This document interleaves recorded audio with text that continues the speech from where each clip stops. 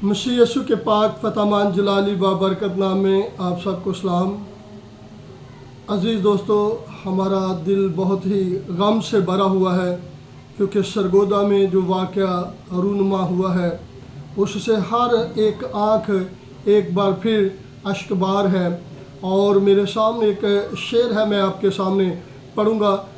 अमन और मोहब्बत का पैगाम बांटते रहे थे हम अफ्तारियाँ करवा कर। अमन और मोहब्बत का पैगाम बांट रहे थे हम अफ्तारियाँ करवा कर। हमारी मोहब्बत के बदले में फिर से चर्चों को जलाया गया। हम जितनी मर्ज़ी कोशिश करें खुश रहने की, हम जितनी मर्ज़ी कोशिश करें खुश रहने की, इस मुल्क में हमें हर बार रुलाया गया। अज़ीज़ दोस्तों, अभी तो हम जड़ावाला के वाक़या से हमारे ज़ख्म अभी नहीं भरे, अभी तो हमारे आंसू जड़ावाला के वाक़या से खून के आंसू बहा रहा है।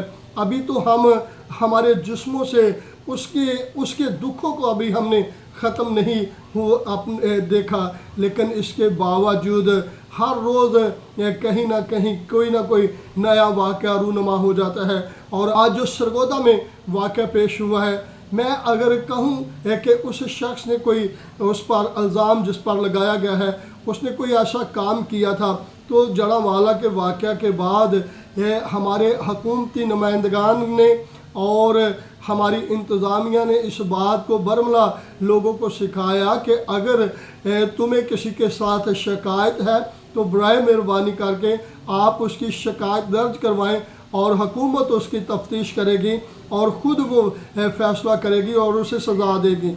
और अब यहाँ पे सज़ा देने वाले लोग जो हैं, पहले तो उसकी फैक्ट्री को जलाया गया और वहाँ लूट मार की गई और उसके घर से तमाम सामान को, और उसकी फ़ोटोज़ हमारे पास है जो उसके घर से सारा सामान उठाया गया और उसके बाद उसके घर को जला दिया गया। लाजर मसीह जो बाप है उसको शदीद मुक्कों डंडों और ईंटों के साथ उसे संसार किया गया, उसे अदमुआ कर दिया गया।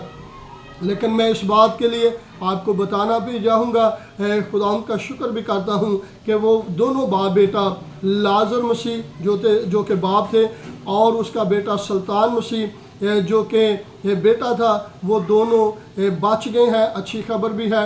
और ऐसे वाक़यात होने से पहले हमें अपने खुदा को याद रखने की ज़रूरत है कि देखे घर बनाने में उम्रें बीत जाती है, लेकिन एक पल में कोई गिरोह उठे और मुल्क के अमन को तबाह और बर्बाद कर दे। अभी तो हमारे आंसू शांति नगर के वाक़या के भी नहीं ख़त्म हुए, लाहौर के वाक़या के भी हमें उन वाक़यात का सामना करना पड़ रहा है। खौफो हरास की अगर बात करें तो कभी हमें शेखपुरा से कोई ना कोई न्यूज़ मिल जाती है, कभी फैसलाबाद की हमें कोई न्यूज़ मिल जाती है, कभी कमालिया की हमें कोई न्यूज़ मिल जाती है। यानी कि पूरे पाकिस्तान में मैं आपसे एक गुजारिश करूँगा, क्या क्रिश्चियन कम्युनिटी इतनी बहादुर है या इतना ये असले से लेस है या इतने ये पावरफुल है कि एक इतने बड़े साने के बावजूद जब जड़ावाला का वाक़या हुआ तो हमारी ख़वातीन ने खेतों में जाकर रात गुजारी और इसके बावजूद उनके अंदर ऐसी दलेरी आ गई कि वो फिर से बदतमीज़ी करें या तहीन रसालत या तहीन करान करें।